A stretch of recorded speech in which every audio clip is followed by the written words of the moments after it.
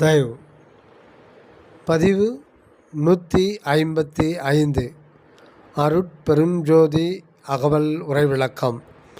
திருவருட்பா 6ஆம் திருமுறை அருட்பெருஞ்சோதி அகவல் உரைவிளக்கம். உரைவிளக்கம் அருளியவர் அனகன் தயாநிதி சுவாமி சரவணானந்தா, திண்டுக்கல். குறிப்பு: இந்த 155வது பதிவோடு திரு அருட்பெருஞ்சோதி அகவலுக்கு உரைவிளக்கம் நிறைவு பெறுகிறது. உடன் முடிவுரையுடன் முற்று பெறுகிறது. திருச்சிற்றம்பலம். அருட்பெருஞ்சோதி அருட்பெருஞ்சோதி தனிப்பெரும் கருணை அருட்பெரும் ஜோதி. அகவல் வரிகள் 1589, 1594. உலகினில் உயிர்களுக்குறோ இடையூறெல்லாம் விலக நீ அடைந்து விலக்குக மகிழ்க. உலகினில் உயிர்களுக்குறோ இடையூறெல்லாம் விலக நீ அடைந்து விலக்குக மகிழ்க. சுத்த சன்மார்க்க சுகநிலை பெருக. சுத்த சன்மார்க்க சுகநிலை பெருக. உத்தமல் ஆகுக ஓங்குக. உத்தமல் ஆகுக ஓங்குக என்றனை போற்றினின் பேரருள் போற்றினில் பெருநீர் ஆற்றலில் ஓங்கிய அருட்பெருஞ்சோதி போற்றினில் பேரருள் போற்றினில் பெருநீர் ஆற்றலில் ஓங்கிய அருட்பெருஞ்சோதி. அருள் விளக்க உரை. நம் வள்ளலார் அருட்பெருஞ்சோதியின் நிறை வாழ்த்தும் நிறை ஆசையும் கொண்டு நிறை வாழ்வும் பெற்றுள்ளார். இந்த அடிகளில்தான் தான் அடைந்த பெரு நிலையையும் கடவுள் பேற்றையும் நன்கு குறிப்பிடுகின்றார். உலகிலே உயிர்களுக்கு பல வகையிலும் இடையூறுகள் வந்து வந்து சூழ்கின்றன. அந்த தடைகளையெல்லாம் அருள் நியதியேதான் விதித்து வருவித்து கொண்டுள்ளது. அத்துன்பங்களும் உயிர்களின் பக்குவத்திற்கே என்பது உண்மை ஆயினும் தயவாளன் பிற உயிர்களின் துன்பம் கண்டு சகியானாய் அவற்றிற்கு உதவி செய்து இன்பம் கொள்ளச் செய்கின்றான். அதனால் உயிர்களின் துன்பம் அதிவிரைவில் முடிகின்றதோடு தயவாளனின் அகத்தே தயா ஒழுகி பெருகி பெருநிலை அனுபவம் உண்டாக துணையாய் இருக்கின்றதாம். இதனால்தான் உலகினில் உயிர்களுக்குறோ இடையூறலாம் விலக நீ அடைந்து விளக்குக மகிழ்க என்று ஆசீர்வதிக்கின்றார் அருட்பெருஞ்சோதிபதி. ஒருவன் தன் முயற்சியால் ஆற்றலால் எத்தனை பேருக்கு உதவி துன்பம் துடைத்திடக்கூடும். இவருக்கோ உலகினில் உயிர்களுக்கு உண்டாம் இடையூறுகளை எல்லாம் விளக்கும்படியும் அவ்வுயிர்களை நெருங்கி அடைந்து உதவும்படியும் அல்லவா ஆணையிடப் பெறுகின்றது. இது இவரால் ஆகக்கூடியதே என்பதை உணரும்போது இந்த ஆசி வெற்றி உபசார மொழி என்று எனவும் உண்மையில் சாத்தியமானதே என்றும் அறிவோம். ஆம் ஆம் இவர் பெற்ற முத்தேக சித்தியாலும் அருள் தேக ஆற்றலாலும் எவ்வுலகத்து எவ்வுயிர்க்கும் அடுத்து நின்று உதவும் செயல் முடியும் என்றே அறிகின்றோம். அருள் நெறியில் விதிமுறைக்கும் மேலான விலக்கு ஏற்படும்படி அருட்செயலால் மக்கள் அதிவிரைவில் அவத்தைகளை கடந்து ஆனந்தானுபவ நிலை உருவது உண்மையாம். சுத்த சன்மார்க்க சுகநிலை பெருக உத்தமன் ஆகுக ஓங்குக என்று பேராசி வழங்குகின்றார் அருட்பெருஞ்சோதி ஆண்டவர். சுகநிலை என்பது ஓங்காரமாகிய பிரணவதேக நிலையாம். உள்ளொளியாம் ஆன்ம ஜோதியாக விளங்கிக் கொண்டிருக்கும் தன் உண்மை வடிவிலே கலந்து அதுவாகி சுகானந்த அனுபவத்தோடு அகத்தே நிலவல்தான் சுகநிலை எனப்படுகின்றது. உள்ளொளியாம் ஆன்ம ஜோதியாக விளங்கிக் கொண்டிருக்கும் தன் உண்மை வடிவிலே கலந்து அதுவாகி சுகானந்த அனுபவத்தோடு அகத்தே நிலவுவதுதான் சுகநிலை எனப்படுகின்றது. இந்நிலை அனுபவம் முன்னோர் அகத்தே உணர்ந்ததும் உண்டு. துகளில் சாயுச்ச கதியை இயற்ற சொல் சுகஸ்வரூபத்தை உற்று என்று அடைவேனு என்று ஸ்ரீமத் அருணகிரிநாத பெருமான் வேண்டிக் கொள்ளுகின்றார். துகளில் சாயுச்ச கதி ஈரற்ற சொல் சுகஸ்வரூபத்தை உற்று என்று அடைவேனோ என்று வேண்டிக் கொள்ளுகின்றார் அருணகிரிநாத பெருமான். அந்த சுக வடிவம் அகத்தில் இருந்து அதிலேயே ஆழ்ந்து மறைஞ்சிடச் செய்துவிட்டது அவருக்கு. அவரை தான் வேண்டின சுகவடிவம் பெற்று அம்பிகையின் கரத்தில் சுகவடிவத்தில், அதாவது கிளி வடிவத்தில் விளங்குவதாக உருவாக்கி காட்டியுள்ளனர் பக்த கோடிகள். இம்முடிவுதான் அன்றைக்கு பெற முடிந்தது ஆன்றோர்க்கு. ஆனால் இப்போது சுத்த சன்மார்க்கம் வெளியாகிவிட்டுள்ளதால் இந்த சுத்த சன்மார்க்க சுகநிலை வேறாக மிகச்சிறந்த ஒன்றாக இருப்பதாம். சுத்த சன்மார்க்கம் அகத்திலங்கும் அருளொளி நிலையிலிருந்து விரிந்து மனோவாக்கு காயத்தில் கலந்து செயல்படுவது. இது முக்கியம். சுத்த சன்மார்க்கம் என்றால் என்ன? சுத்த சன்மார்க்கம் அகத்தே இலங்கும், மெய்யகத்தே இலங்கும் அருள் ஒளி நிலையிலிருந்து விரிந்து மனோவாக்கு காயத்தில் கலந்து செயல்படுவது. அதனால் இந்நெறி அருட்சுத்தமாகிய அகவொளியாய் விளங்கி நிலவுவதாம். ஓங்கார நிலையை புறத்திருந்து சார்ந்து கொள்ளுவதால் அதுவாகி உள் ஒடுங்கிடச் செய்தது முன்னெறி. இது புறப்புணர்ச்சியின் அனித்திய அனுபவ நிலை. ஆனால் நம் சுத்த நெறி அகப்புணர்ச்சியின் நிறை அருள் நிலைத்த அனுபவமாக உன்னின்று ஓங்களின் அழியாமை பெற்று அருட்சுகானந்த வாழ்விலே விளங்கச் செய்கின்றதாம். ஆனால் நம் சுத்த நெறி அகப்புணர்ச்சியின் நிறை அருள் நிலைத்த அனுபவமாக உன்னின்று ஓங்களின் அழியாமை பெற்று அருட்சுகானந்த வாழ்வில் விளங்கச் செய்கின்றதாம்.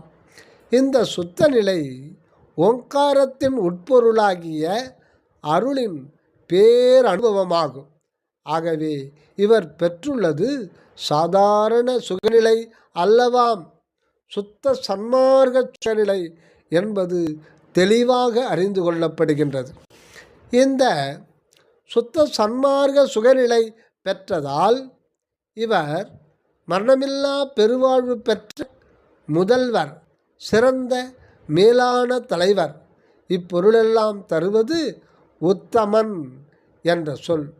மேலான தலைவர் ஆகிவிட்டார். இப்படி உத்தமனாகி விளங்கவும் என்றும் தழைத்து ஓங்கவும் அருள் வாக்கு அருட்ஜோதிபதியால் பெற்றுவிட்டார் என்பது உண்மை. 1593 1594 வரிகள் விளக்கம். இங்கு 4ஆம் முறை போற்றினின் பேரருள் போற்றினின் பெருஞ்சீர் ஆற்றலின் ஓங்கிய அருட்பெருஞ்சோதி என்றுள்ளார். இதன் கருத்து முழுமுதற் கடவுளை அருட்பெரும் ஜோதி வண்ணமாய் கண்டும் அதுவே அகமுதல் 4 இடத்தும், அதாவது அகம் அகப்புறம், புறம் புறப்புறம், அகம் ஆன்மா, அகப்புறம் ஜீவன், புறம் மனம், புறப்புறம் இந்திரியங்கள் 5. அதுவே அகமுதல் 4 இடத்தும் நிறைந்து விளங்கும் உண்மையையும், அப்படி இருந்து ஆறுயிர்களை தன்னிலைக்கு ஏற்றி அருளுகின்ற உண்மையையும் ஓர்ந்து போற்றி செய்ய நேர்ந்ததால் இந்த அகவற்பா இங்ஙனம் விரிந்ததாம். 4ஆம் முறை போற்றி கூறியதின் காரணம் அருளாம் திருவடி அல்லது அருளாம் காலின் 1/4 கால்பாகம் முழுமை தோற்றம் 4 கால்களால் அமைவதால் இப்படி 4 முறை போற்றுவதாலே திருவருள் வெளிப்பட்டு நம்மையெல்லாம் 4ஆம் பாதமாகிய ஞானசுத்த சன்மார்க்கத்தில் செலுத்தி சாயுச்சிய நிலையாகிய தானான தன்மையில் வைத்து சுத்த சுகபூரண ஆனந்த வாழ்வில் என்றும் விளங்கச் செய்வதான குறிப்பை உணர்த்துகின்றதாம். அருட்சிவ நெறிசார் அருட்பெரு நிலைவாழ் அருட்சிவ பதியாம் அருட்பெருஞ்சோதி என்ற தொடக்க அடிமுதல் ஆற்றலின் ஓங்கிய அருட்பெருஞ்சோதி என்ற அடிமுடிய இந்த அகவலை உருவாக்கி அருட்சிவம்தான் அருட்பெருஞ்சோதி என்ற உண்மையை அனுபவபூர்வமாக காட்டி கூட்டி வைக்கின்றார் நம் வள்ளல் பெருமான். ஆதலின் சிவம் என்ற சொல்லை சைவ சமயத்திற்கு மட்டும் உரியதாக கொள்ளாது சமயாதீதத்தில் சென்று கடவுள் ஜோதியாக சச்சிதானந்த பரம்பொருளாக கொண்டு எல்லோரும் போற்றி பணிந்து பேரின்ப நிலை உறல் வேண்டும் என்பதுதான் நமது திரு அருட்பிரகாச வள்ளலாரின் திருவுள்ளம் ஆகும். இந்த அகவலின் பொருள் இலக்கண இலக்கிய கலையறிவால் மட்டும் விளங்கிடாது, அருளறிவால் விளங்குவதாய் உள்ளதால் அந்த அருளை அடைவதுதான் நமக்கு முதற்கடமையாகும். அந்த அருளை அடைவதுதான் இங்கு நமக்கு முதற்கடமையாகும். அன்பினால் அருள் அடைந்து அந்த அன்போடு கூடிய அறிவினால்தான் அருளின் மெய்ப்பொருளை ஓர்ந்து கொள்ள வேண்டி உள்ளதாம். அருட்பெரும் ஜோதிதான் நமது அருள் அறிவாக வெளிப்பட்டு அது நாமாகி வாழ அருள் பாலிக்கின்றதாம். வாழ்க அருட்பெரும் ஜோதி. அருட்பெரும் ஜோதிதான் நமது அருள் அறிவாக வெளிப்பட்டு அது நாமாகி வாழ அருள் பாலிக்கின்றதாம். வாழ்க அருட்பெரும் ஜோதி. அடுத்ததாக அகவல் வரிகள் 1595 1996 முற்றும். அருட்பெருஞ்சோதி அருட்பெருஞ்சோதி அருட்பெருஞ்சோதி அருட்பெருஞ்சோதி அருட்பெருஞ்சோதி அருட்பெருஞ்சோதி அருட்பெருஞ்சோதி அருட்பெருஞ்சோதி. உரை விளக்கம். இந்த 2 அடிகள் முடிவின் கண்ணின்று நமது அருட்பெருஞ்சோதி ஆண்டவரின் இயல் உண்மை நிறை நிலையை சுட்டி கொண்டுள்ளனவாம். எல்லாம் வல்ல கடவுளரின் முழுமுதல் பெருமையை உணர்த்தத்தான் இங்கும் 4 முறை அருட்பெரும் ஜோதி வந்துள்ளதாம். அகவல் ஆரம்பத்திலும் இப்படியே நானிலை கொண்டு ஒளிரும் நல்லருட்பெரும் ஜோதியைத்தான் தலைமையில் அமைத்து காட்டப்பட்டதாம். பரிபூர்ண நிறைவாய் அகண்ட பெருஞ்சோதியாக அருள்வெளி முற்றும் நிறைந்த பதி உண்மை நிலை என்றென்றும் உள்ளதாகும். பரிபூர்ண நிறைவாய் அகண்ட பெருஞ்சோதியாக அருள்வெளி முற்றும் நிறைந்த பதி உண்மை நிலை என்றென்றும் உள்ளதாகும். என்றும் உள்ள இந்த கடவுள் நிலை அனுபவம் இந்த நல்ல மனித பிறவியில்தான் திருவருள் ஞானத்தால் விசாரித்து கண்டுகொள்ளப்படுவதாம். அப்படி கண்டு போற்றி போற்றி பணிந்து அருள் அடைந்து அதுவாகி வாழ வேண்டியுள்ளோம் நாம். இக்காரணமாகத்தான் ஈண்டு இந்த அருட்பெருஞ்சோதி அகவல் இதுகாலை வெளியிடப்பெற திருவருள் பாலித்துள்ளார் நம் பதி. அருட்பெரும் ஜோதி கடவுள் உண்மை நமது மெய்யருள் அறிவு விளங்கும் அம்பலத்தில்தான் வெளியாகின்றது. அந்த அம்பலம் என்ற அருள் மொழியில் உண்மை என்றோ வெளியாகிவிட்டிருந்தது. அருட்பெரும் கடவுளே தமிழ் கண்ட அற்புத ஞான சித்தர்களின் உள்ளத்திலிருந்து தன் உண்மையை அத்தமிழ் எழுத்திலும் சொல்லிலும் பொருளிலும் வெளிப்படச் செய்துவிட்டார். அந்த கடவுள் உண்மையைத்தான் இந்த அம்பலம் என்ற சொல்லில் வெளியாக்கி விட்டுள்ளதை அருள் ஞான விளைவால் இன்னே காண்கின்றோம் நாம். அந்த சொல்லை 3ஆக பிரிக்க நோக்க வேண்டும். அம் பல் அம் அம்பலம் என்று பிரித்து நோக்கும்போது அம் என்னும் பிரணாநாத நிலை முன்னும் பின்னும் இருக்க நடுவுற்ற பல் நிலையில் நமது அருட்பெரும் ஜோதிபதி விளங்கி அனுபவப்பட உள்ளதை அறிவிக்க வந்ததாகும். இவ்வுண்மை அடிப்படையின் மீதுதான் இந்த அருட்பெரும் ஜோதி அகவல் பாவும் அமைந்துள்ளதாகும். ஆகையால் தான் நானிலை அருட்பெரும் ஜோதியை தொடக்கத்திலும் இறுதியிலும் நிறுத்தி நடுவே அந்த அருட்பெரும் ஜோதியின் தனிப்பெரும் கருணை விளக்கம் வியந்து போற்றி புகழ்ந்து கூறப்பட்டுள்ளதாகும். இந்த அகவலால் அருட்பெரும் ஜோதிபதியின் உண்மையை உள்ளங்கை நெல்லிக்கனி போல் கண்டுகொண்டு அருளாலே அடைந்து ஆனந்த வாழ்வில் ஓங்க வேண்டியது ஒவ்வொருவரின் கடமையாகும்.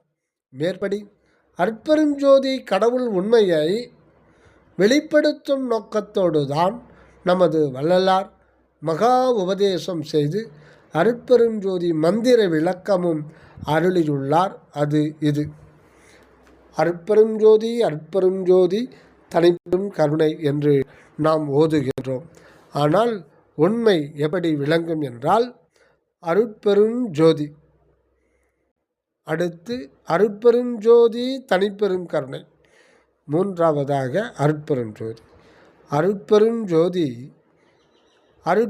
ஜோதி தனிப்பெரும் கருணை, அருட்பெரும் ஜோதி என்பதே நம் கடவுளரின் பூர்ண விளக்க மந்திர மகா வாக்கியமாகும். இதில் அருட்பெரும் ஜோதியை முன்னும் பின்னும் காட்டி நடுவில் அருட்பெரும் ஜோதி தனிப்பெரும் கருணை என்ற திரையோதசாந்த அருட்பெரும்பதி அனுபவ நிலையும் தெரிவிக்கப்பட்டுள்ளதாம்.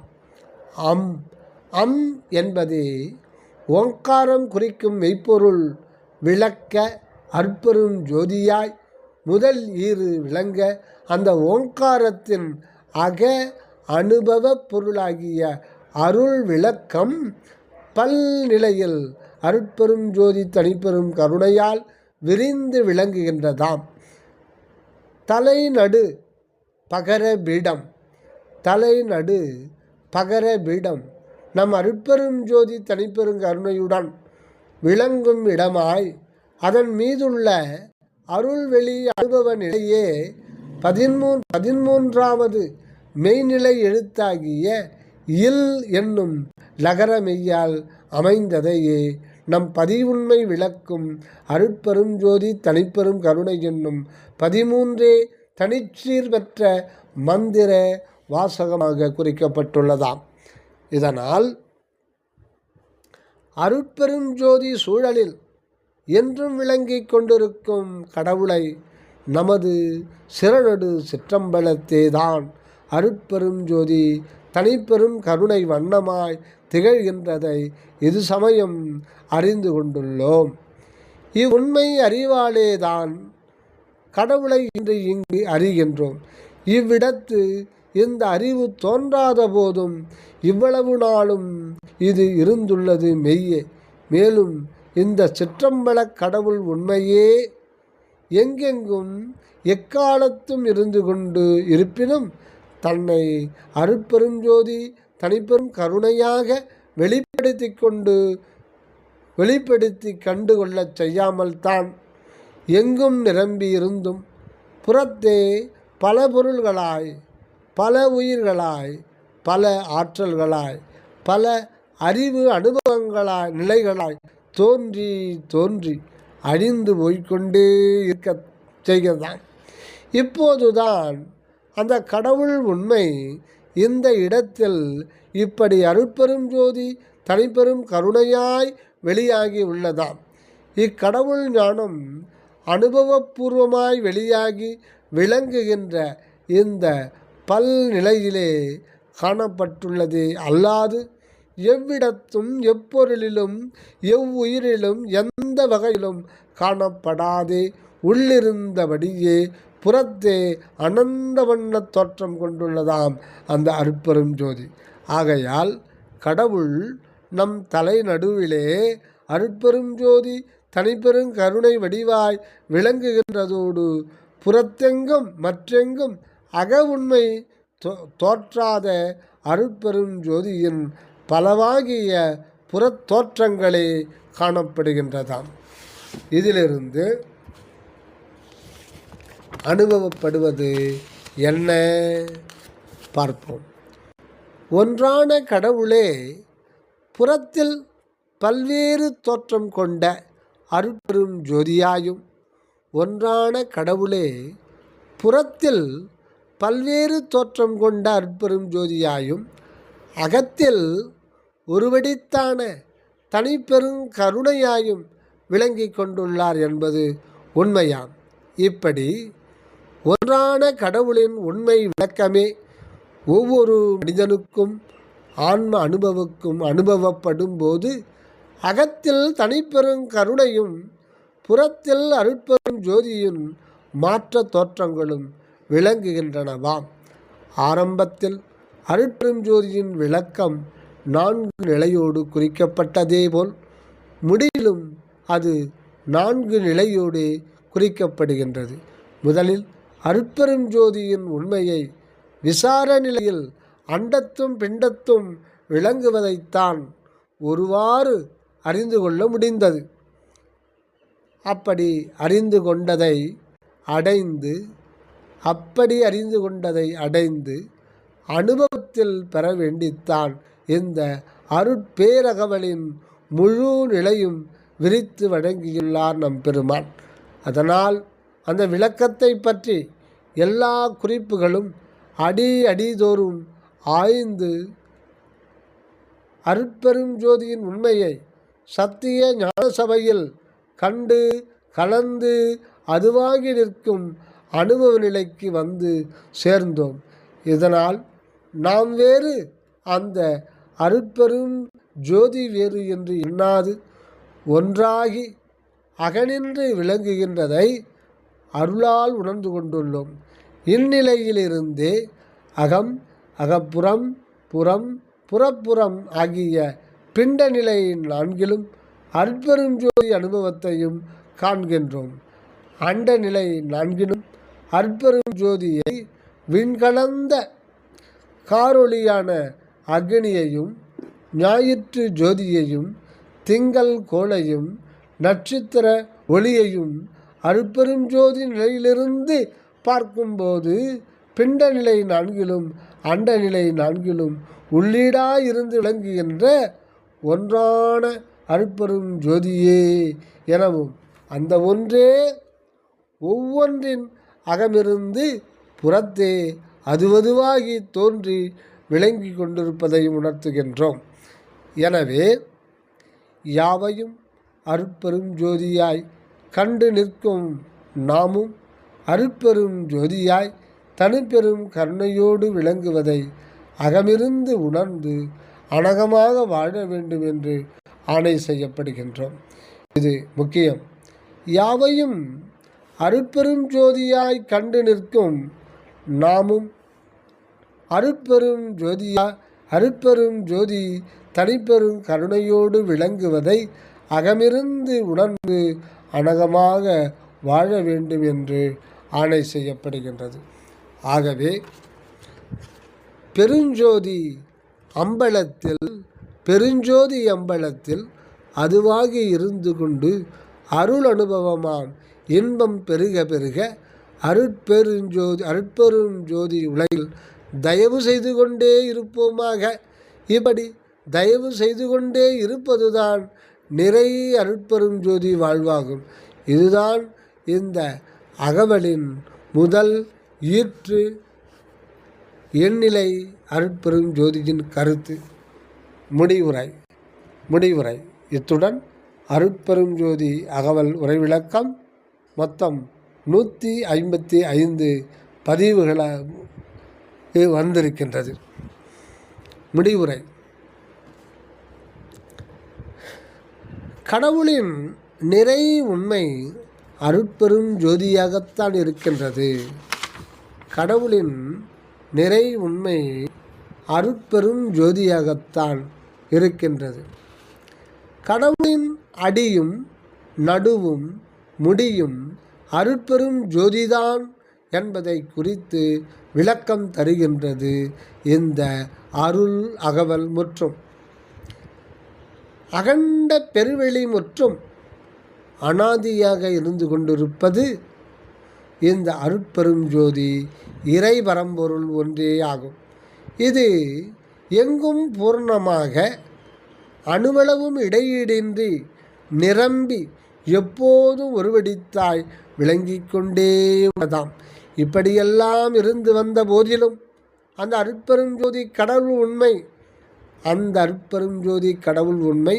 உள்ளபடி அறிந்து கொள்ளப்படாதிருந்தது இதுவரை.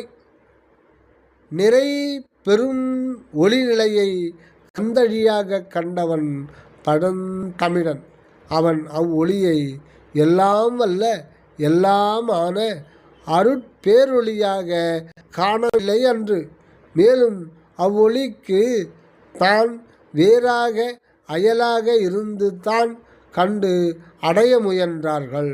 முடிவில் அந்த ஒளியிலே கலந்து மறைந்து போனான். பின்னுற்ற கோடி கோடி மக்களும் கடவுள் உண்மையை ஏகதேசம் அறிந்தும் அறியாமலும் தெய்வ கற்பனா வடிவங்களையும் அதனை அடையும் பலவாகிய கொள்கை கோட்பாடு நெறிமுறைகளையும் ஒருமையால் எண்ணியும் உணர்ந்து வெளியிட்டும் பயின்று அடைய முயன்றும் உண்மை கண்டுகொண்டு வாராது வீண் போயினர். இந்த அருட்பெரும் ஜோதி தோற்றி அனுபவப்படா முன்னர். தயவு.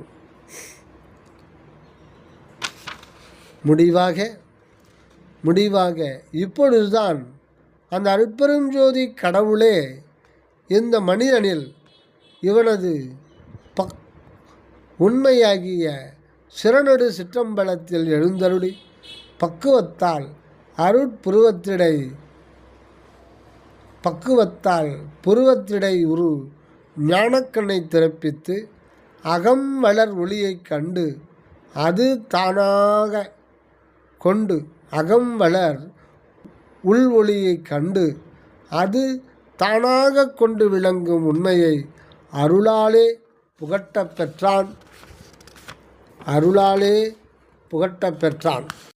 இதனால் இவன் தானே அருட்பெருஞ்சோதி அணுவடிவினனாய் இருப்பதை உணர்ந்து கொண்டிருக்கின்றதோடு இவன் தானே அருட்பெருஞ்சோதி அணுவடிவினனாய் இருப்பதை உணர்ந்து கொண்டிருக்கின்றதோடு இந்த அருட்பெரும் ஜோதியே கடவுளின் நிறை உண்மை அனுபவம் வழங்கும் சிற்றுருவாய் எங்கனும் நிரம்பி நின்று எல்லாமாய் புறத்து இலங்குகின்றதாகவும் உணர்ந்து கொண்டுள்ளான்.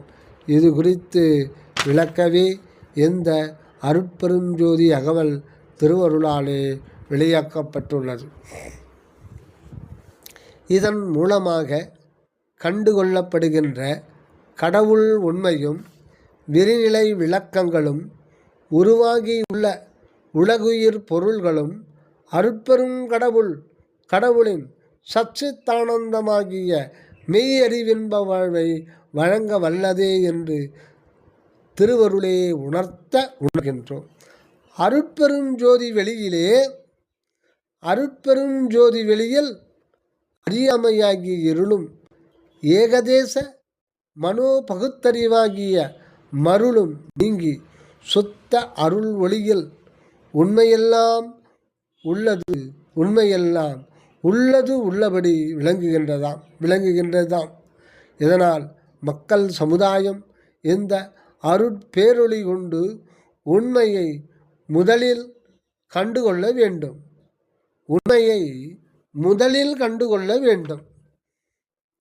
அப்போதுதான் முன்னெறிகளில் உள்ள கருத்துக்களின் உண்மை உள்ளபடி அறிய முடியும். மெய்ப்பொருளாம் கடவுள் இந்த அருட்பெருஞ்சோதி ஒன்றே என்பதை உணரவும் அந்த ஒன்றே எங்கும் உள்ளீடாயிருந்து கொண்டு எந்த தெய்வ வடிவமாகியும் மனித வடிவாயும் உயிரின் உருவாயும் பொருளின் வண்ணமாயும் மற்ற எல்லாவற்றின் தோற்றங்களாயும் உள்ளது என அறிந்து கொள்ளவும் முடியும்.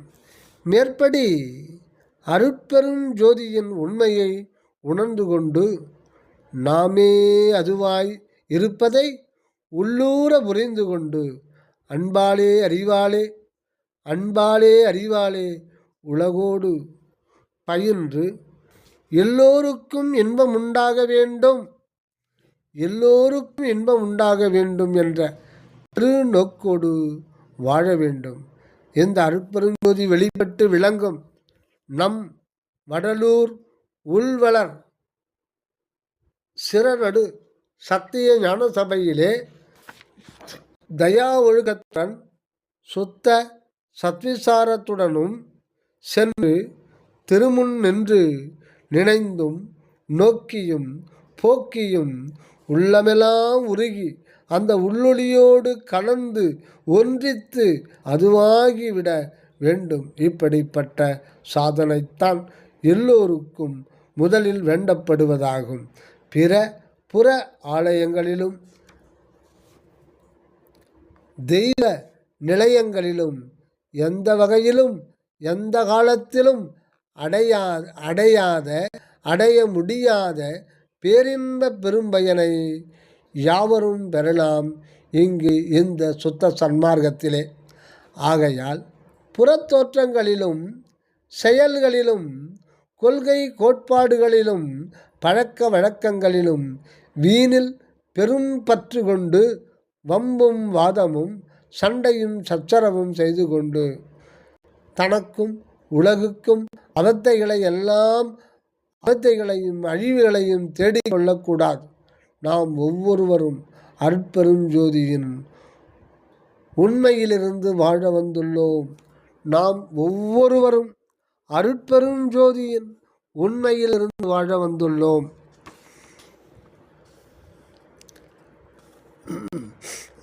ஆதலின் அதுகொண்டு அன்பும் இன்பமும் பெருக வாழ்வதே முக்கியம் என்பதை உணர்ந்து கொள்வோமாக. ஆகையால் புலன்வாழ்வில் பற்று கொண்டு அழிவுறும் புற வடிவினை நாம் எனவும் அழிவுறுவதே முடிவு எனவும் எண்ணிக்கொண்டு வீண் போதல் அறியாமையே ஆகும். நமது அருட்பெருஞ்சோதியின் உண்மை நிலையை அறிந்து பற்றி கொண்டு அருள் வாழ்வு வாழத் தொடங்கினால் திருவருளே உட்கலந்து நிறைந்து அழி உருவையும் அருள் ஒளி உருவாக்கிவிடும் என்பதுதான் நம் திருவருட்பிரகாச வள்ளல் கண்ட அனுபவம். தன் உண்மையையும் அனுபவத்தையும் உலகெல்லாம் புரிந்து கொண்டு அடைந்து இன்புற வேண்டும் என்பதே என்றே திரு அருட்பாவையும் அதில் இந்த சிறப்பில் சிறப்புடைய அருட்பெரும் ஜோதி அகவிலையும் திருவுளச் சம்மதமாய் வெளியிட்டு உள்ளார். மற்றபடி அவரது புறத்தோற்றம், வரலாறு, வாழ்க்கை நிலை குறித்து பெரும் சர்ச்சையில் காலத்தையும் ஆற்றலையும் வீணாக்கி கொண்டிருத்தல் கடவுள் சம்மதம் அன்று. உலகில் எங்கும் புலன் நெறியாளர்களே நிரம்பி உள்ளதால் அவர்கள் அம்மாதிரி புற ஆராய்ச்சிகளில் உழன்று கொண்டிருக்கின்றவர்கள்.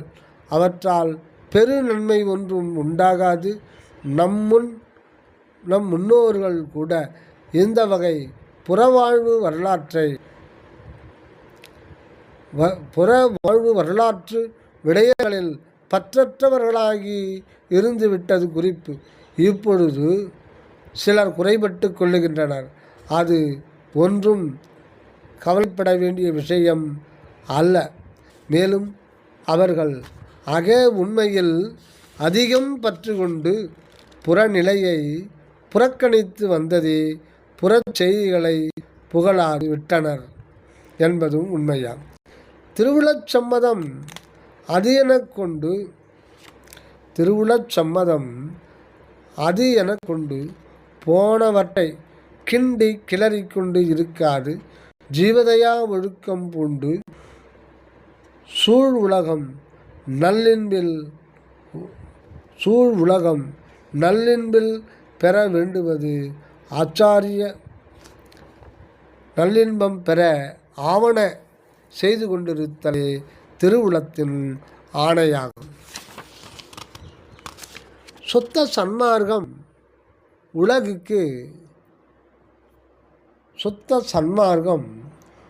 உலகுக்கு நிறை இன்பம் நல்க வந்துள்ளதாம். இது எல்லோருக்கும் உரிய ஒரு பொது நெறி, புது நெறி. இதனை சன்மார்க்கம் என்றதனால் இதுவரை வழக்கத்திலிருந்து வருகின்ற சமய மத நெறிகளை போன்ற ஒன்று என்று கருதிவிடக்கூடாது. அம்மாதிரியான பழைய புதியன ஆகிய எந்த ஒரு மார்க்கமும் போன்றதல்ல இது. சுத்த சன்மார்க்கம் என்பதற்கு பொருளே அருட்பெரும் ஜோதிதான். இதன் விளக்கம் இப்படி காண வேண்டும். அருட்பெரும் ஜோதியின் விளக்கம் அருள் என்றும் பெருஞ்சோதி என்றும் இரண்டாக கொண்டு அருளை நம்மின் கடவுள் ஞான உணர்வாகவும் கடவுளுடைய அறிவு ஆகிய அருளை நமது கடவுள் ஞான உணர்வு ஆகவும் இந்த பௌதிக உடம்பில் தலைப்பகுதியில் விளங்கி கொண்டிருக்கின்ற அந்த அருளை நம்மின் கடவுள் ஞான உணர்வு ஆகவும் அதுகொண்டு விளங்கும் சூழ் உயிர் பொருள்கள் எல்லாம் அருளாலே செயல்படுத்தப்படுகின்ற பெருஞ்சோதி நிலையாகவும் இருப்பதால் அந்த அருள் ஞான ஆன்ம நிலையில் பொருந்தி இருந்து கொண்டு சூழ் உலகில் அருளியலால் வாழ்வதுதான் இந்த அருட்பெருஞ்சோதியின் உண்மை கொண்ட சுத்த சன்மார்க்கத்தின் மெய்ப்பொருளாகும். மீண்டும் கவனிப்போம். சுத்த சன்மார்க்கம் உலகுக்கு நிறை இன்பம் நல்க வந்துள்ள எல்லோருக்கும் உரிய ஒரு பொது நெறி, புது நெறி. இதனை சன்மார்க்கம் என்று சொல்லிவிட்டதால் இதுவரை வழக்கத்திலிருந்து வருகின்ற சமய மத நெறிகளை போன்ற ஒன்று என்று கருதிவிடக்கூடாது. அம்மாதிரியான பழைய மற்றும் புதியனவாகிய எந்த ஒரு மார்க்கமும் போன்றது அல்ல இது. சுத்த சன்மார்க்கம் என்பதற்கு பொருளே அருட்பெரும் ஜோதிதான். சுத்த சன்மார்க்கம் என்பதற்கு பொருளே அருட்பெரும் ஜோதிதான். இதன் விளக்கம் இப்படி காண வேண்டும். அருட்பெரும் ஜோதியின் விளக்கம் அருள் ப்ளஸ் பெருஞ்சோதி என்று இரண்டாக கொண்டு அருளை நம்மின் கடவுள் ஞான உணர்வு ஆகவும் அதுகொண்டு விளங்கும் சூழ் உயிர் பொருள் சூழ் உலகுயிர் பொருள்கள் எல்லாம் அருளாலே செயல்படுத்தப்படுகின்ற பெருஞ்சோதி நிலையாகவும் இருப்பதால் அந்த அக அருள்ஞான ஆன்ம நிலையில் பொருந்தி இருந்து கொண்டு அந்த அக அருள்ஞான ஆன்ம நிலையில் பொருந்தி இருந்து கொண்டு சூழ் உலகில் அருளியலால் வாழ்வதுதான் இந்த அருட்பெரும் ஜோதியின் உண்மை கொண்ட சுத்த சன்மார்க்கத்தின் மெய்ப்பொருளாகும். இது உலகமெல்லாம் இன்புற்று வாழும் வழித்துறையாக சுத்த நெறியாக கண்டுகொள்ள வேண்டும். ஆகையால் எவரும் புறநாட்டம் கொண்டு உண்மை காணாது இந்நெறியை புரிந்து கொள்ளாமல் வாளா இருத்தலோ மாறுபட்டு பேசுவதோ கூடாது. இம்மார்க்கம் மேற்கொள்ளுவதால் எக்குறையும் எவருக்கும் நேராது, எவர்க்கும் நலமே உண்டாகும். பழநெறிகளால் பெறக்கருதிய நன்மைகளுக்கு மேலான பெரு நன்மையை பெறலாம். இங்கு பழைய மார்க்கங்களுக்கும் லட்சியங்களுக்கும் உண்மையில் முரணானது அல்ல இந்த மார்க்கம். ஆகவே அன்பும் அறிவும் கொண்டு அருள் ஒளி கொண்டு வாழ ஒவ்வொருவரின் அகஞான சபையிலிருந்து வரவேற்கின்றது அருட்பெரும் ஜோதி. அருட்பெரும் ஜோதி அருட்பெரும் ஜோதி தனிப்பெரும் கருணை அருட்பெரும் ஜோதி. தயவு வல்லல் மலரடி வாழ்க வாழ்க எல்லா உயிர்களும் இன்புற்று வாழ்க. திருவருட்பிரகாச வல்லலார் திவ்ய திருவடிகளே சரணம் சரணம் சரணம்.